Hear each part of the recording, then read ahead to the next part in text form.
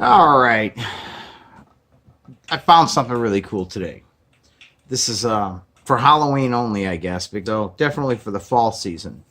This is a life publication of Frankenstein, celebrating 200 years of Mary Shelley's Frankenstein. It is Frankenstein from front cover to back. It says, "The Man, the Monster, the Legacy." Still crazy after all these years, it says. But that's an iconic photo of Frankie right there. And on the back, of course, you'll see original lobby card, the Bride of Frankenstein. I demand a mate.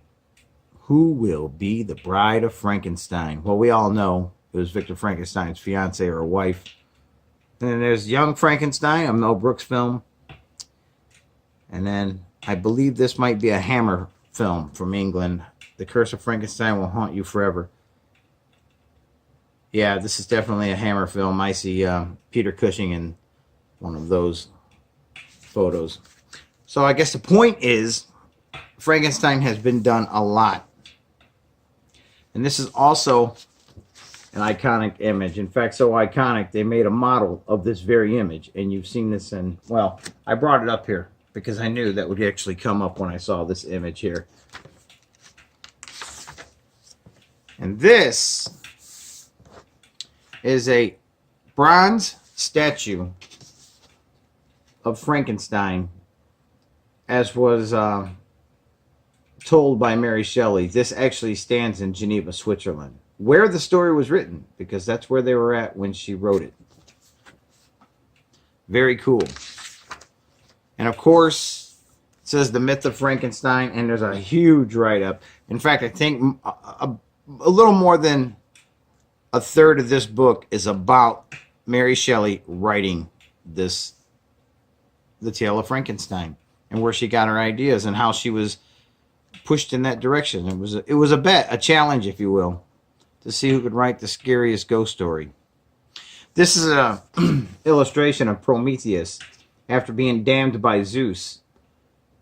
Now, his damnation would be to be turned into stone, but yet have an eagle eat his liver out and have his liver regenerate just to have it eaten out again. All because he gave fire to mankind. I tell you, some gigs are really tougher than others. So yeah, when you go to work tomorrow, think about that. You could be Prometheus. Yeah, a monster is born. And of course, there's a portrait of Mary Shelley. This is a really fantastic illustration. Probably going to be a highly collectible publication. It says, how and why a 19-year-old woman wrote a tale that would terrify the world. And it literally tells you the how and the why. And a bunch of great pictures in here. Kind of giving you the storyline of what was to come to be. Picture of the house. Painting of the house they were staying in when she wrote it. And you really see that. You can see the eerie appeal. I'm not going to give too much of the story away because I've read this already. I just read right through it. I couldn't stop. But I don't mind showing off illustrations. Many of these portraits that you see in here are period pieces. This is what Mary Shelley would have seen in her time to simmer and brew her imagination. Now this is from the balcony of the Geneva villa where they were staying when she wrote it. Another picture of Mary Shelley with her beau, who happened to drown at the age of 30. And right here is a painting of grave diggers. Well, I should say grave snatchers, looters. And part of where she got her idea was back in the day, it was quite common for freshly buried cadavers to be dug up and sold to medical students or even scientists for medical research.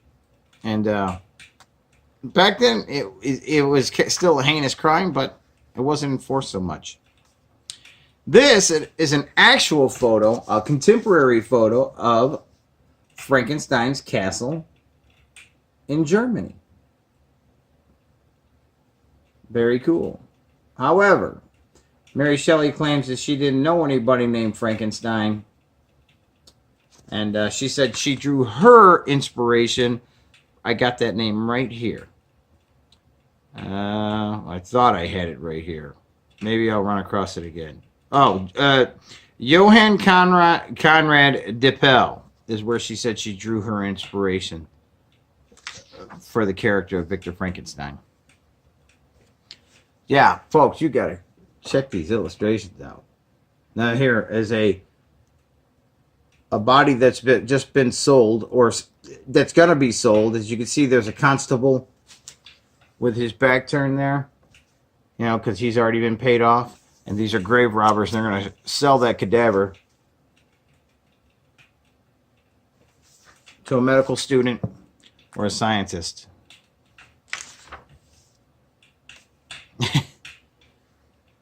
It all makes sense, because this is how she was drawing on inspiration, where she was drawing inspiration from to write the story. It's illustrations like this that are period for her time, where they were. This is a wood carving of somebody giving a cadaver electricity to see if they could get him to move. And it was written that when the electricity was jolted into him, that he would jerk around and he would get nerve response. So you can see where the electricity came in for Frankenstein. Interesting enough, though, I didn't know this, and I'm a big Edgar Allan Poe fan. The Premature Burial, a story by Edgar Allan Poe. Maybe the line between dead and alive is not so vague after all, but that's where he drew his inspiration, was, you know, being buried alive. That maybe you're really never dead. Very interesting. Oh, here's a illustration of John Dee and Ed Kelly doing their seance, and they claimed that they brought some entity back. Very cool. This is a cover of Mary Shelley's original handwritten manuscript for Frankenstein. It was actually donated to a museum in New York. Yeah, it was actually donated to New York City's Morgan Library and Museum. Yeah, and there's other illustrations of plays. That's supposed to be Frankenstein.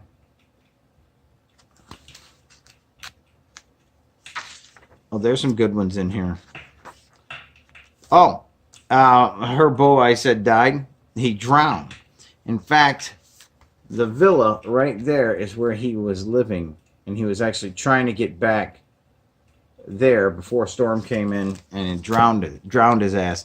And I guess not many people knew how to swim back then. It says Frankenstein becomes a star. Universal Pictures turned an old book into a new cinematic genre. Very cool. And it says the Edison Kinetogram. Edison films to be released from May 11th to 18th inclusive. And then there's a scene from the Frankenstein. If you haven't seen this silent Frankenstein, I highly suggest you watch it. I believe it may still be on YouTube as public domain, so you might want to check that out. This is actually long before the 1931 Frankenstein. Oh, yeah, and here's the silent screamer. I did a review on this figure. In fact, he is right there now as we speak. This was from Dr. Calgary's cabinet, and this was the guy he raised from the dead to do his nasty work, you know. Of course, we all know the Phantom of the Opera, Lon Chaney Sr. Oh, here's the Metropolis. I think you guys should probably know that movie as well. And this one here is the Golem. The inspiration for the Frankenstein tale that we know from 1931, such as the flower and the killing of the little girl, came from this Golem movie here, is where they got the inspiration for that scene. And of course, Dracula. Now, interesting enough, the same villa that Mary Shelley stayed in when she penned Frankenstein was the very same villa that Bram Stoker stayed in when he penned Dracula. Maybe he set it up that way because he was a little later than Mary Shelley. Of course, Bela Lugosi and Boris Karloff. Great lobby card. A lot of reading to do in here. Again, Boris getting made up.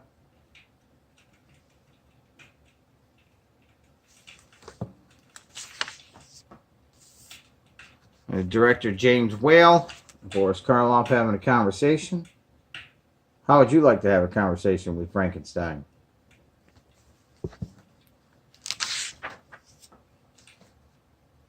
And there's Fritz and the good Dr. Frankenstein. And of course, his monster on the table. Very cool.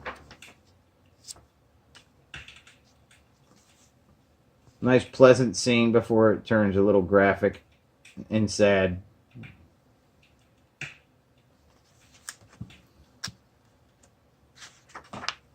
Very cool.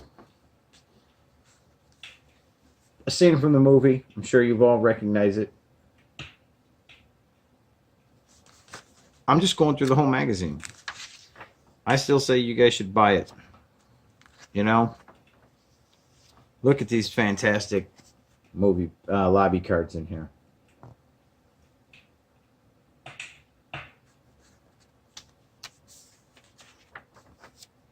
And there's the Bride of Frankenstein. Right there. In fact, there she is right there too. It's a nice day for this. It's cold outside. It's fall. The leaves are crunching under my feet. I must say, the likeness of this bride is pretty uncanny. Very cool. Let's set her back down here. I got her sitting because she doesn't stand worth a crap, you know, so he might want to go back to the operating table for that. But yeah, she sits good though. Yeah, very good likeness of her there. And this, if you remember, was the blind man in the shed when Frankie came in to eat. The music brought the monster in. And, of course, the smell of food. Love at first sight, at least for Frank.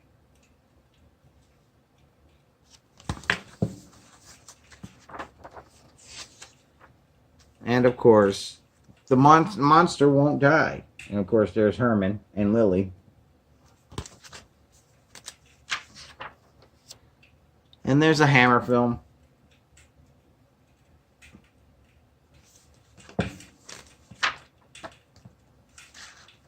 Hang 'em high. No, I don't think this is a Clint Eastwood movie, but he's still hung high, so. Oh, wait, whoa. Oh, okay, never mind. Never mind. Frankenstein and the Monster from Hell. All of these posters would look awesome as wallpaper.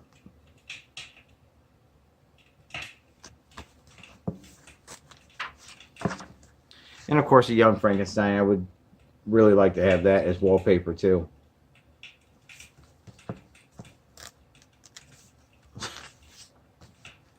There's Mel Brooks on the camera.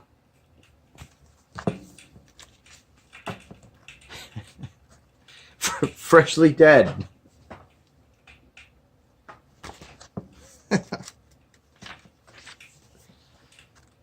Oh boy, there's our song and dance number. Oh wow, look at this. Frankenstein Comics. Try to find some of those out in the wild. Well, I guess what I mean in the wild is at estate sales and such. You got to be quick, though. Because when it comes to Universal Monster stuff, this stuff gets snatched up quick. And, of course, the Rocky Horror Picture Show.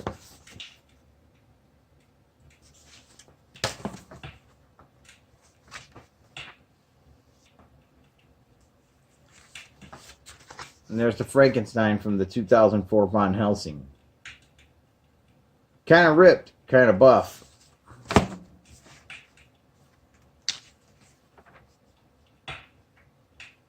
Now, who was this? Oh! There's Benedict Cumberbatch as Frankenstein. I've never seen that before. Frankenstein's monster, anyway. From Doctor Strange to Very Strange. Alright, wait a minute. I think we're getting winding down here.